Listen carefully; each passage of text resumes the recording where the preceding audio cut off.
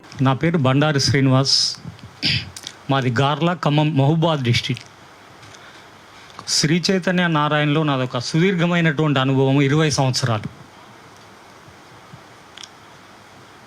20 సంవత్సరాల అనుభవంలో నేను శ్రీ చైతన్య నారాయణలో నేను తెలుసుకున్న విషయం ఏంటంటే, ఇప్పుడు మీ అందరికి ఒక సెన్సేషనల్ న్యూస్ చెప్పబోతాను.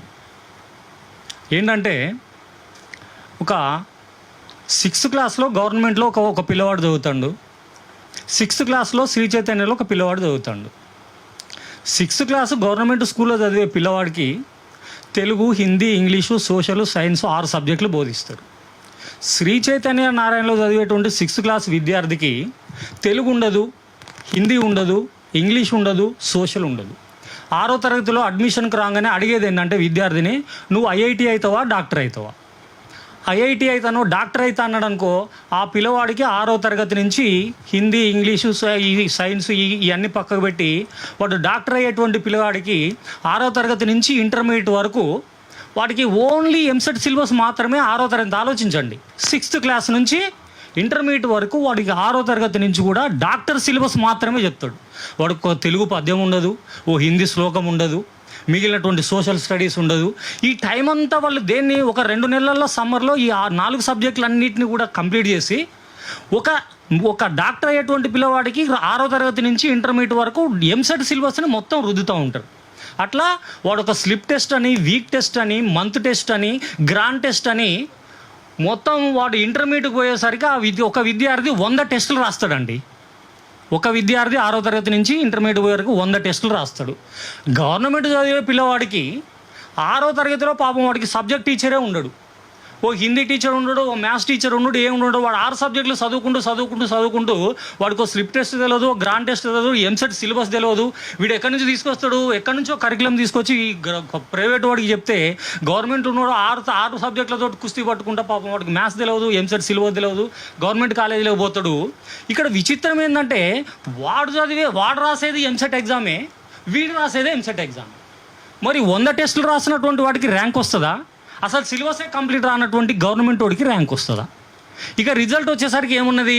ఎంసెట్ నీట్ వచ్చేసరికి 1, 1, 4, 4, 100 లోపు, 200 లోపు, 500 లోపు. 6వ తరగతి నుంచి ఇంటర్మీడియట్ వరకు 100 టెస్టులు రాసిన ప్రైవేట్ స్కూల్ విద్యార్థికి ఏమో ర్యాంకులు వస్తాయి. గవర్నమెంట్ స్కూల్లో చదువుకున్నటువంటి వాడికి ఒక్క ర్యాంకు లేదు. ఛాలెంజ్ చేస్తాను, 20 సంవత్సరాల నుంచి మీరు రికార్డ్స్ తీసుకొని చూడండి. గవర్నమెంట్ స్కూల్లో చదివినటువంటి ఒక్క విద్యార్థికి కూడా ఒక ఐఐటి ర్యాంకు లేదు, ఒక మెడికల్ ర్యాంకు లేదండి. ఎక్కడ జరుగుతుంది ఈ లోపం? ఎన్సీఆర్టీ, ఎస్సీఆర్టీ గవర్నమెంట్ వీడికి పర్మిషన్ ఇస్తుంది నారాయణ శ్రీ చైతన్య వాడికి. అరే బోసిడీకే నువ్వు ఏం సబ్జెక్టులు చెప్తున్నావురా? Telugu, Hindi, English, social science 6 సబ్జెక్టులు చెప్పమంటే నువ్వు తీసుకుపోయి షాప పిల్లని రుద్దినట్టు మ్యాథ్స్ ఇంగ్లీష్ అని, మ్యాథ్స్ సైన్స్ అని రుద్ది వాడికి ఐఐటి ర్యాంకులు, ఈ ర్యాంకులు అడ్డగడుతున్నావు. నీకు పర్మిషన్ ఇచ్చింది ఏం చెప్పమని? 6 సబ్జెక్టులు చెప్పమని. ఇక్కడ మ్యాథ్స్ టీచర్, సైన్స్ టీచర్ ఉంటాడు, కానీ ఓ హిందీ టీచర్ ఉన్నాడు, తెలుగు టీచర్ ఉన్నాడు. ఎందుకున్నాడు అంటే, వాడు 2 నెలల్లో సిలబస్ మొత్తం కంప్లీట్ చేసి వాడు మెటీరియల్ ముఖాన పడగొడితే ఇక ఆ సబ్జెక్టులన్నీ పక్కకు పోతే వాడు ఏం చదువుతాడు? 6వ తరగతి నుంచి ఇంటర్మీడియట్ వరకు హాస్టల్లో ఉండి ఉదయం నుంచి సాయంత్రం వరకు ఎంసెట్ సిలబస్ తోటి కుస్తీ పడతాడు. ఇక ర్యాంకులు ఎందుకు రావు నీకు? గవర్నమెంట్ వాడికి పాపం వాడికి సిలబసే కాదు, అక్కడ టీచరే ఉండడు, ర్యాంకులన్నీ వీడికి.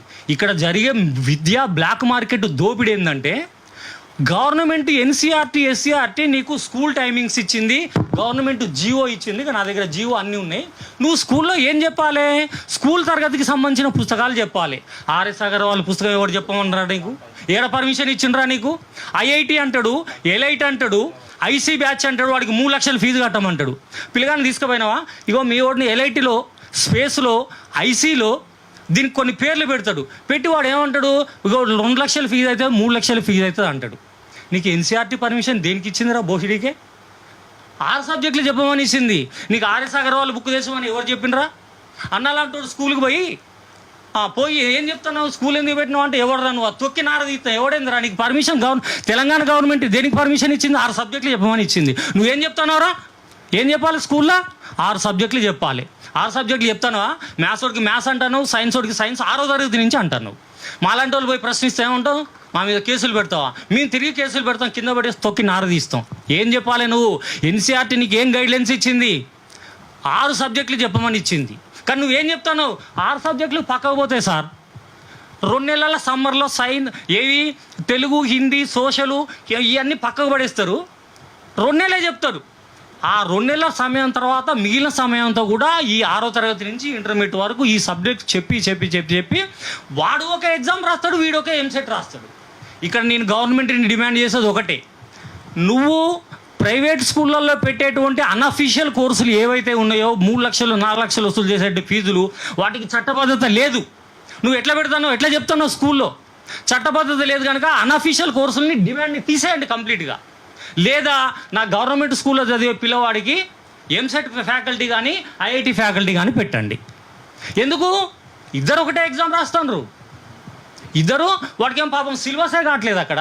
నువ్వేమో 6వ తరగతి నుంచే సిలబస్ కంప్లీట్ చేసి నువ్వు ఐఐటి అవుతావా, డాక్టర్ అవుతావా అని చెప్పేసి. ఒక విషయం గుర్తుంచుకోండి మిత్రులారా, ఎక్కడ స్కూల్కైనా కానీ, అది సిబిఎస్ఈ కానీ, స్టేట్ స్కూలే కానీ, ఇంటర్మీడియట్ కానీ, గవర్నమెంట్ ప్రిస్క్రైబ్ చేసినటువంటి టెక్స్ట్ బుక్స్ ఏవైతే ఉన్నాయో స్కూల్ టైమ్స్లో నువ్వు అదే చెప్పమని చెప్తాను.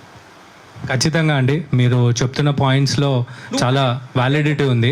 అదే చెప్పాలి సార్. వీళ్ళు ఏం చెప్తారు, గవర్నమెంట్ ప్రిస్క్రైబ్ చేస్తున్న సిలబస్ చెప్తలేదు. అయితే ఇక్కడ మేము ఈ ప్రాబ్లమ్ అసలు హ్యాండిల్ చేయడానికి కూడా, రంగంలోకి దిగడానికి కూడా మెయిన్ థింగ్ ఏది మమ్మల్ని డ్రైవ్ చేసిందంటే, నేను డాక్టర్ కావాలన్నా, లాయర్ కావాలన్నా, ఇంజనీర్ కావాలన్నా, చార్టెడ్ అకౌంటెంట్ కావాలన్నా, ఇంకేదన్నా కావాలన్నా అనేది చూస్ చేసుకోనిక నాకు టైం ఇస్తలేదు, నాకు ఆప్షన్ ఇస్తలేదు ఈ సొసైటీ. సార్ మిమ్మల్ని ఒక స్కూల్లో ఒక ప్రిన్సిపాల్ అడిగిండు మీరెవరని, అప్పుడు మీరేమనాలి? అరే బోసిడీకే తెలంగాణ గవర్నమెంట్ నీకు ఏమి ఇచ్చింది, పర్మిషన్ ఇచ్చింది, ఏం సబ్జెక్టే చెప్పమని, Telugu, Hindi, English, science, social చెప్పమని. నువ్వేం చెప్తున్నావు? చెప్పకూడదు అవి. మీ ఇన్పుట్స్ అన్ని తీసుకుంటామండి, ఇంకా చాలా మంది కూడా ఉన్నారు. Got it, but we have limited time.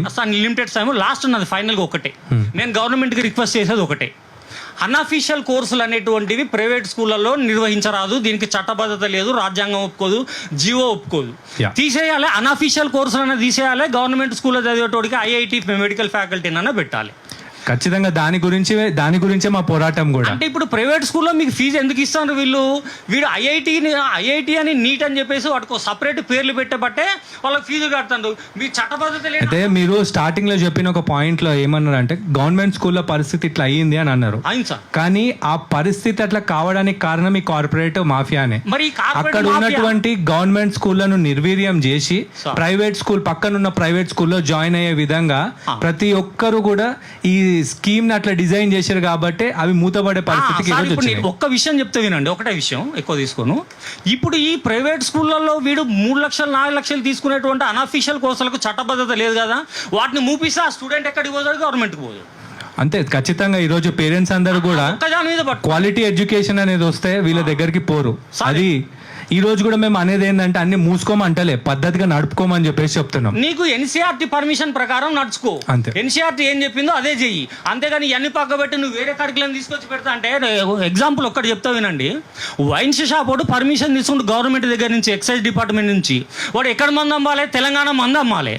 వాడు మహారాష్ట్ర మందు తీసుకొచ్చి అమ్మితే ఏం చేస్తాడు? ఎక్సైజ్ డిపార్ట్మెంట్ సీజ్ చేస్తాడు. ఇక వీడు చేసేది అదే, మనం చేసేది కూడా సీజ్ చేయాలి. మా కోర్సు చెప్పట్లే, మా కరికులం చెప్పట్లే, నువ్వు దీన్ని సీజ్ చేయాలి. ఎక్సైజ్ గవర్నమెంట్ వాళ్ళు ఎట్లయితే టాస్క్ ఫోర్స్ని పెట్టి పని చేపిస్తారో, ఎడ్యుకేషన్ డిపార్ట్మెంట్ వాళ్ళు కూడా ఈ సెక్రటరీ వీళ్ళంతా ఏం చేస్తారు? ఛాంబర్లో కూర్చొని బుర్రా వెంకటేశ్వర గారు కానీ, దేవసేన మేడం గారు ఎప్పుడైనా మీలో ఫీల్డ్ వర్క్ చేసిందా సార్? ఎప్పుడైనా స్కూల్ విజిట్ చేసిందా? మరి ఏం చేస్తారు సార్? ఏం చేస్తారు సార్? మరి అమ్ముడు పోతే మాలాంటి వాళ్ళం అమ్ముడు పోం. ఇదే ట్యాంక్ బండ్ మీద ఈ అన్అఫీషియల్ కోర్సులు తీసేంత వరకు ఆమర నిరాహార దీక్ష చేస్తా అన్న ఆధ్వర్యంలో. నేను చెప్తున్నా కదా, అన్అఫీషియల్ కోర్సులని గవర్నమెంట్ నుంచే మనం ఉత్తర్వులు ఇవ్వాలి. వీళ్ళకి స్కూల్ వాళ్ళకి గవర్నమెంట్ వాళ్ళు ఉత్తర్వులు ఇవ్వాలి. ఎవరు ఇవ్వాలి? ఎడ్యుకేషన్ డైరెక్టర్ ఇవ్వాలి, ఎడ్యుకేషన్ సెక్రటరీ ఇవ్వాలి, ఎడ్యుకేషన్ వాళ్ళు ఉన్నటువంటి వాళ్ళు అన్అఫీషియల్ కోర్సు పెట్టని రన్ చేసి వారం రోజుల్లో ఎక్సైజ్ డిపార్ట్మెంట్లో ఎట్లయితే విజిట్ చేస్తారో వీళ్ళు విజిట్ చేసి స్కూల్ని సీజ్ చేయాలి. వారం రోజులు నీకు టైం. మనం స్కూల్లోకి పోయినప్పుడు ఎన్సీఆర్టీ ఏ సబ్జెక్ట్ చెప్పమని చెప్పిందో, ఏ నెలలో ఏ కరికులం ఇచ్చిందో అదే కరికులం ఉండాలి. అది కాకుండా నువ్వు వేరే చెప్పినావు అనుకో, ఇమీడియట్గా స్కూల్ని సీజ్ చేసి పడి. ఈ స్కూల్ కనుక సీజ్ చేసి ఇవన్నీ నిర్వహించకపోతే, ఈ క్రాంతి కుమార్ సార్ గారి ఆధ్వర్యంలో ఇదే ఇందిరా పార్కులో ట్యాంక్ బండ్ మీద అన్నట్టుగా మా ప్రాణాలు దారబోసైనా కానీ తెలంగాణలో బ్లాక్ మార్కెట్ ని అరికడతాం. ఖచ్చితంగా ఎడ్యుకేషన్ ని బ్లాక్ మార్కెట్ చేస్తాను సార్ వీళ్ళు. అయితే ఒక్క విషయం మీరు ప్రస్తావించారు కాబట్టి పర్సనల్ గా మాట్లాడుతున్నా. మీరు ఈ పాయింట్ రేజ్ చేశారు కాబట్టి నేను చెప్తున్నా, గవర్నమెంట్ ఆఫీసర్స్ పేర్లు కూడా మీరు తీసిర్రు. ఈరోజు ముఖ్యమంత్రి గారు మొన్న మీటింగ్ పెట్టిర్రు, అది చేస్తా ఇది చేస్తా అని పెద్ద పెద్ద మాటలు మాట్లాడిర్రు. జస్ట్ ఒక చిన్న ప్రెస్ మీట్ పెట్టి ఎవడైనా ఈ గవర్నమెంట్ ఆర్డర్స్ని అతిక్రమించి స్కూల్స్ కనుక రన్ చేస్తే తొక్కి నార తీస్తా అని ఒక స్టేట్మెంట్ ఇచ్చుంటే ఈరోజు పిల్లల మీద ఇంత ప్రెషర్ అనేది ఖచ్చితంగా ఉండేది కాదు. అది చేత కాదు కానీ ఏమేమో మాట్లాడుతుర్రు. ఎగ్జాక్ట్లీ. సో వీటన్నిటి గురించే మనం ఈ 12 డిమాండ్స్ ఏవైతే పెట్టుకున్నామో వాటితోని ముందుకెళ్తున్నాము. చాలా ఉన్నాయి, బట్ ప్రస్తుతానికైతే ఈ ఈ ఇష్యూకి వరకు ఓ 12 పెట్టుకున్నాము. అవును, కోచింగ్ సెంటర్కి కూడా సంబంధించి సెంట్రల్ గవర్నమెంట్ రూమ్స్ చాలా ఉన్నాయి. యా,